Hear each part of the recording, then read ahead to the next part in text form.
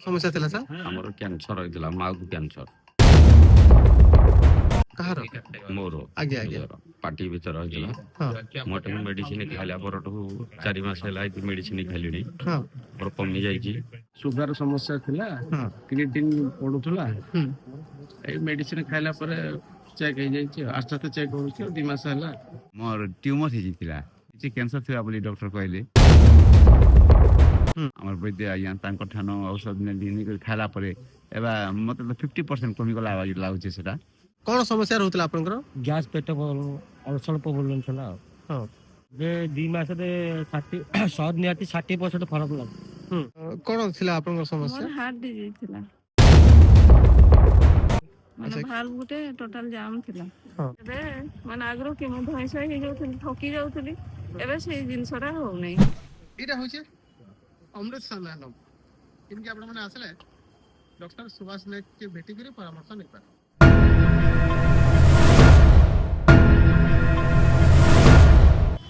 ଏଇଟା ହଉଛି ଖଣ୍ଡଗିରି ଓଭରବ୍ରିଜ।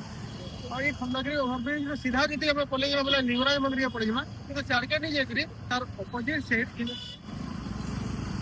दिन माने पे आसुचन इरा होचे हमर खंडगिरी जीवा रास्ता। एटा पहाड़ के जीवा रास्ता है और ये रास्ता गले 10 मात्र 50 मीटर गले टाइलिस कपड़ा बाजार अच्छे। इरा होचे टाइलिस कपड़ा बाजार और टाइलिस कपड़ा बाजार लागी रे लाइन 2 है।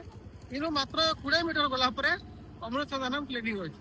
ଆଉ ଇ ଜାଗାରେ ପ୍ରତ୍ୟେକ ମାସର ପ୍ରଥମ ରବିବାର ଓ ସୋମବାର ଡକ୍ଟର ସୁଭାଷ ନାୟକ ରୋଗୀମାନକେ ଦେଖୁଛନ୍।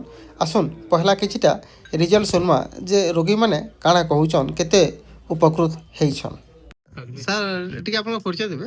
ଆଜ୍ଞା, ଢେଙ୍କାନାଳରୁ ଆସିଥିଲୁ। ଆପଣ ନାଁଟା ଆଜ୍ଞା? ଆଲୋକ ରଞ୍ଜନ ପଣ୍ଡା, କଣ ଢେଙ୍କାନାଳ ବାହାପୁର କୋଇଲବଙ୍ଗୀ। କଣ ସମସ୍ୟା ଥିଲା ସାର୍? ଆମର କ୍ୟାନ୍ସର ହେଇଥିଲା, ମାଉଥ କ୍ୟାନ୍ସର। କାହାର?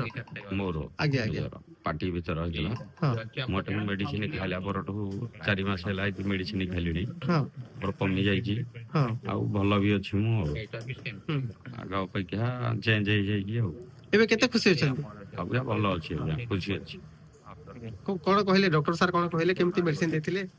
ମେଡିସିନ ନେଲା ପରେ ସାର୍ କହିଥିଲେ ଆସ୍ତେ ଆସ୍ତେ କମିବ, ହୁଁ ସଡନ କମିବନି।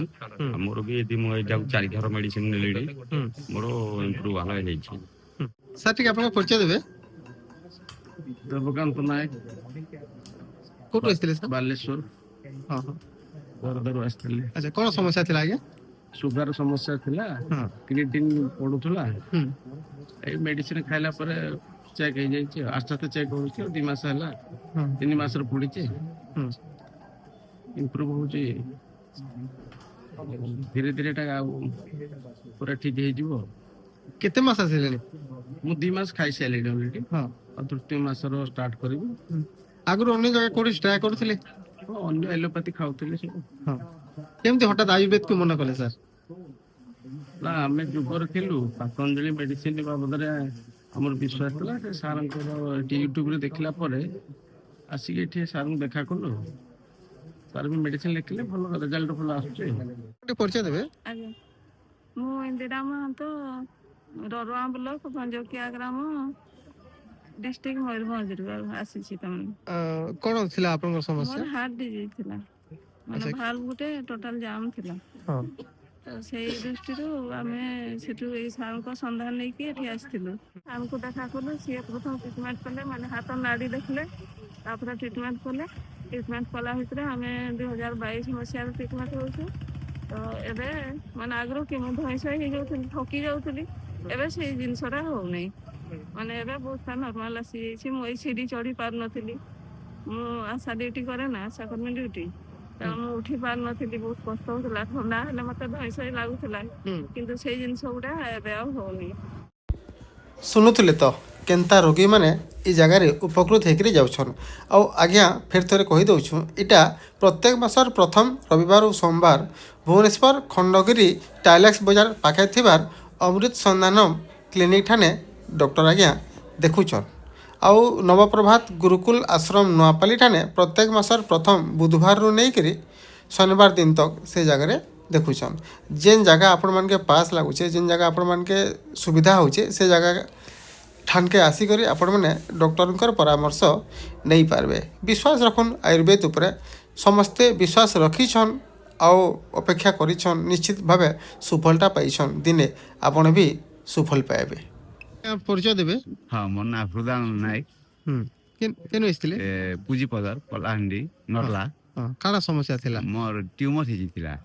ଟ୍ୟୁମର ହେଲା ପରେ ମୁଇଁ ଯେତେବେଳେ ଜାଣିଲି ୱାଲଟିଆର ଗଲି ସେ ସିଟି ସ୍କାନ୍ ଅଲ୍ଟ୍ରାସାଉଣ୍ଡ ଇଣ୍ଡୋସ୍କୋପି ଏଟା ସବୁ କଲୁ ତାପରେ ସେ ଟ୍ୟୁମର ହେଇଛେ ବୋଲି କହିଲେ ଟିକେ ବର୍ଷା ହେଇଛେ ବୋଲେ ବର୍ଷା ଯେହେତୁ ହେଇଛି କ୍ୟାନ୍ସର ଥିବା ବୋଲି ଡକ୍ଟର କହିଲେ ତାପରେ ବାୟୋପ୍ସି କାଜେ କହିଲେ ସେ ରିପୋର୍ଟ ପଠାଲି ତାର ଆଗରୁ ମୁଇଁ ଯେତେବେଳେ ସେନ୍ତା କହିଲେ ଜାଣିକରି ଏକା ଇନାକେ ପଳେଇ ଆସିଲି ଆମର ଭୁବନେଶ୍ୱର ଖଣ୍ଡଗିରିକେ ସେଠି ଗୋଟେ ଆଜ୍ଞା ଅଛନ୍ ଆମର ବୈଦ୍ୟ ଆଜ୍ଞା ତାଙ୍କ ଠାନୁ ଔଷଧ ନେଇକରି ଖାଇଲା ପରେ ଏବେ ମତେ ତ 50% କମିଗଲା ଲାଗୁଛି ସେଟା ମାସେ ଦି 1.5 ମାସ ଖଣ୍ଡେ ହେଇଗଲା। 1.5 ମାସ হয় ହେଇଗଲା ତାପରେ ଏବେ ଆଉ ଗୋଟେ ଥର ଏଇଟା ଆଇସେ ସେ ଔଷଧ ସର ଲାଗି ଭଲ ଲେଖା ଲାଗୁଛି। କାଣା କହୁଛନ୍ ଡାକ୍ତର? ଆଜ୍ଞା ଭଲ ହେଇଯିବା ବୁଝୁଛନ୍ ସେନେ ଅନୁଲୋମ ବିଲୋମ କପାଲ ଭାତି ବି କରବେ ଅପରେସନ ବି ହେବାକେ ନି ପଡେ ବୋଲି କହୁଛନ୍। ଆପଣଙ୍କ ପରିଚୟ ଦେବେ। ନିରଞ୍ଜନ ପରିଡ଼ା କୋଉଠୁ ଆସିଥିଲେ? ସାଲେପୁରୀ। ଆଚ୍ଛା ସାର୍ଙ୍କ ପାଖକୁ କେତେ ଥର ଆସିଲେଣି? ଏଇଟା 3 ଥରକୁ ପଡ଼ିଲା। ଆଚ୍ଛା କଣ ସମସ୍ୟା ରହୁଥିଲା ଆପଣଙ୍କର? ଗ୍ୟାସ୍ ପେଟ ଅଳ୍ପ ପ୍ରୋବ୍ଲେମ୍ ଥିଲା।